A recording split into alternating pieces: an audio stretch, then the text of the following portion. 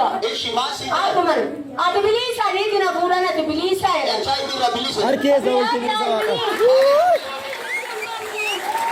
Kita dah.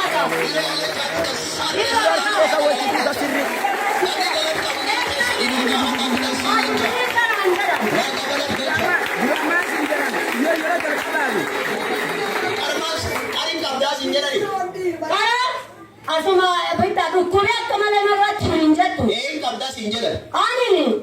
Ini kabda sinjalan. Ini kabda anjaran. Ini lalate kita. Itu. Nak jadi ni aku nak nampak.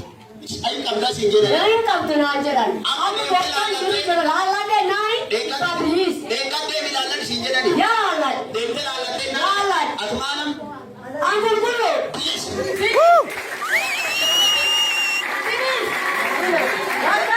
Akan nak kabatani nak kenali, amdeni. Aku saya ini deh surat kenali. Last kita nak kenal, last kita kalau sudah lagate. Ayah kena bilis